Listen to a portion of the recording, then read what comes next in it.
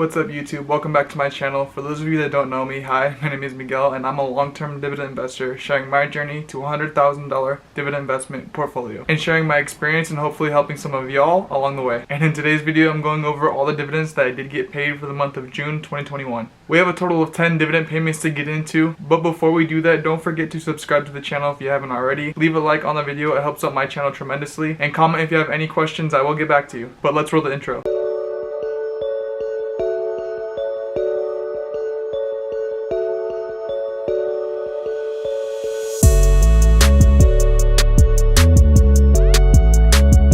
But before we go over all the dividends that I did get paid for June of 2021, we gotta go over the weekly buys and what my portfolio is worth currently. So as we can see on the day, I'm up $29.07 or 0.25%.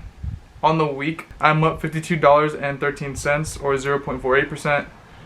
On the month, I'm up $149.02 or 1.4%. On the 3 months, I'm up $663.27 or 6.53%.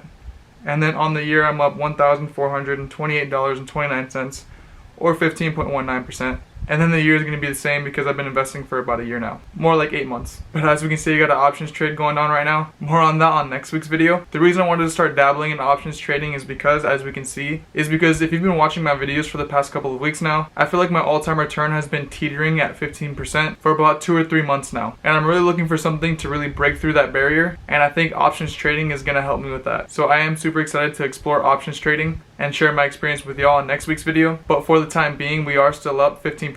And then for the buys for this week, I did do 4 buys. The first buy that I did was for Main Street Capital. I bought 1 share at an average cost of $41.44. As we can see, I now have 10 shares at an average cost of $36.40. I saw it sitting at 9 shares in my portfolio, and I did just want to even it out to 10 shares. This is in the financial service sector of my portfolio, and I do think I'm going to calm down a little bit on this one because I personally do want my financial service sector to be heavy in Chase Bank, so I don't want Main Street Capital to overpower that at all. And then the next purchase that I did, I bought 1 share of OKE at an average cost of $55.60. Again, OKE is a really good energy stock that I want to have 10 shares of.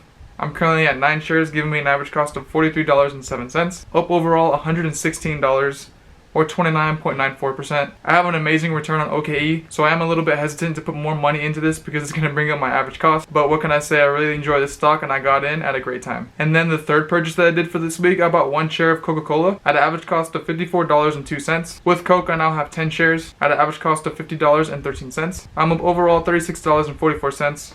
or 7.27%. Now with Coke, I just plan on holding for more than 25 plus years, eventually getting to around 50 or even 100 shares. That would be a dream of mine, but for the time being, I'm just going to continue to dollar cost average into Coke. And then the fourth and last purchase that I did for this week, I bought 1 share of MRK at an average cost of $77.07. I have 12.67 shares at an average cost of $77.61. I'm down overall 18 cents or negative 0.02%. I was very negative last week with MRK, about $10, so I saw it as a great opportunity to buy more shares of it. I am starting to get pretty heavy in this stock, and as soon as they go back to being positive, I'm going to let off the gas and buying more shares of MRK, but I just personally saw it as a great time to buy more shares. Now that is the portfolio update and all of the purchases that I did do this week. Let's go over all the dividend payments that I got for June of 2021. Now the first payment that I did get in June, I got on June 8th, 2021. I had 2.05 shares and they were paying $1.06 per share, giving me $2.18. Now I still only have 2.05 shares at an average cost of $156. I'm up overall $14 or 4.58%. Ever since the news of the vaccine came out with Johnson & Johnson, I didn't pick up more shares, but I do plan on picking up more shares soon because I do see them as a staple in my dividend investment portfolio that I want to hold for 25 plus years. The next dividend payment that I got on June 9th, 2021 was from AG&C for having 13.8 shares. They were giving 12 cents per share, giving me $1.66. AG&C is one of the riskier stocks that I have in my dividend investment portfolio,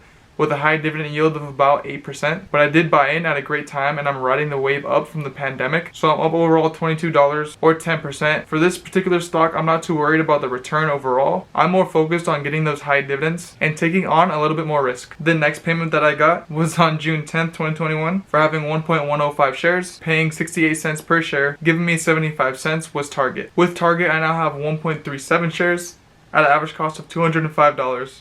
$1.68. I'm up overall $46.95 or 17.35%. Now I only bought into Target about a month and a half ago, and to have such an amazing return already is great. Again, I plan on holding Target as a staple in my dividend investment portfolio for 25 plus years, paying me solid dividends. The next payment that I got was on June 10th, 2021, and that was from Microsoft. I have 3.07 shares, and they were paying 56 cents per share, giving me $1.72. With Microsoft, I still have 3.07 shares at an average cost of $211.65. I'm up overall a whopping $179.54 or 27.65%. What else can I say besides I think this is a staple that a lot of people should have in their dividend investment portfolio when it comes to technology. I'm going to hold this for 25 plus years, continue to collect those sweet dividends because I do see Microsoft on the same level as Apple. These aren't dividend stock companies. These are great growth stock companies that just so happen to pay dividends. The next payment that I got was on June 15th, 2021 for having 9 shares. They were paying 14 cents per share, ultimately giving me $1.32. And as we can see, the total amount withheld, I do believe that that means they did cut their dividend, which I am not too worried about as long as we're still going to continue to pay a dividend. It just means they know their means and they know that they're not going to get to a point where they're going to cut their dividend completely. I still have 9 shares of Pembina at an average cost of $25.03. I have a pretty solid return of $62.06 or 27.55%. Pembina is a great energy sector stock that I do plan on holding for a long time. The next payment that I got was on June 15th, 2021 from Main Street Capital. I have 9 shares and they were paying 20 cents per share, giving me $1.85. I already went over Main Street Capital in the weekly buys, but in my opinion, this is a great high-paying dividend stock. Now, if you've been watching my channel for a while, you know that I took a huge risk on Realty O, kind of like what I'm doing with MRK right now, and it did pay off. As you can see, I'm up overall $100, and I'm getting a really solid $3.29 every single month from this dividend. But just like with Realty O, I took a huge risk on buying the dip and allowing it to grow more than 10% of my portfolio.